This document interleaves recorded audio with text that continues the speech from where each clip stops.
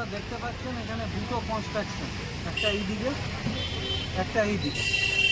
আমার কাছে একটা ডেপুটেশন দিয়েছে এখানকার স্থানীয় মানুষজন, দোকানদারেরা, ছোট চাষিরা।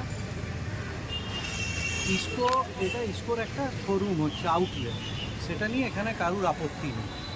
এটা যখন হচ্ছিল এর বাউন্ডারি ওয়ালটা ছিল ওখানেও, পিছনে কিডনি পেশেন্ট আছে, এখানে দুটো দোকান ছিল, এখানে একটা শিবের মন্দির ছিল, এই পাশেতে আপনার গণেশ পুজো হতো। তখন ইসকো প্রচণ্ড বাধা পায়। তো আমরা এসে স্থানীয় পৌর প্রতিনিধি হিসেবে এসে এখানে ব্যাপারটাকে ইসকোর সাথে মীমাংসা করে দিই।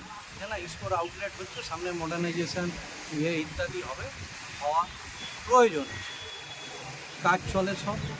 এবং সেই সময় ইসকো কথা দেয়, সেই সময় এখানে দেখবেন 3 জনের নাম উল্লেখ আছে। জিএম টাউন সার্ভে বার্নওয়াল সাহেব ডেপুটেশনে, এজিএম ল্যান্ড মিশ্রা সাহেব, এবং সিকিউরিটির যিনি ইনচার্জ আরেক আধিকারিক গুহ সাহেব সহ আরও কিছু এখানে অফিসার্সরা ছিলেন।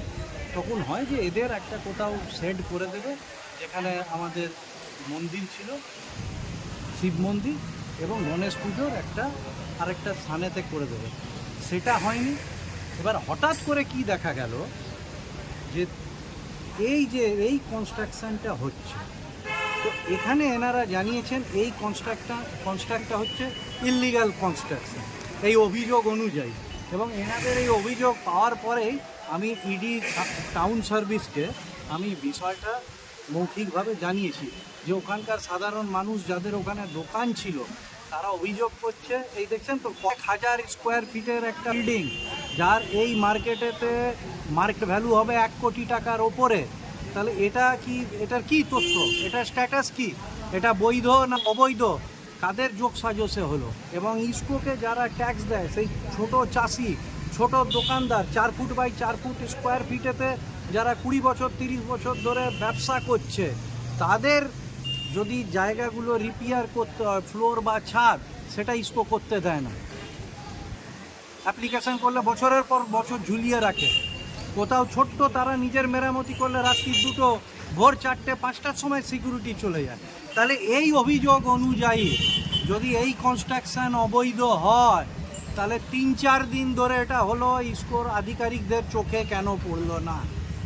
আমরা বিষয়টা নিয়ে আইএসপির সর্বোচ্চ স্তরে জানাবো, ইস্পাত মন্ত্রকে জানাবো, এখানে থানায় রাজ্য সরকারকে জানাবো, ইসকোর ভিজিলেন্সকে জানাবো। এবং এখানে যাদের দোকান ছিল, যাদের পাশে আছে কিডনি পেশেন্ট, যারা জায়গাটা আরও ছাড়ার কথা যাদিকে বলা হয়েছিল, যেভাবে কথা হয়েছিল ছাড়েনি, প্রয়োজনে এরা বলেছেন ইসকো যেন না ভাবে যে কেউ যদি এর সাথে যুক্ত থাকে, কিছুদিন পরে ব্যাপারটা ধামাচাপা পড়ে গেলে চুপ হয়ে যাবে।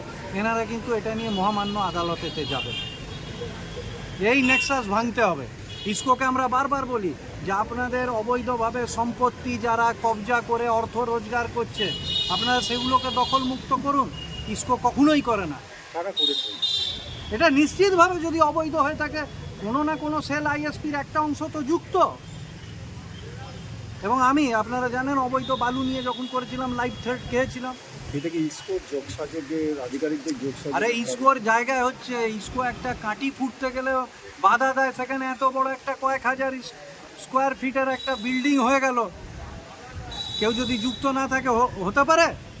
আমরা তো সেটাই ইসকোকে বলছি। এখানে দেখুন নাম সমেত আছে।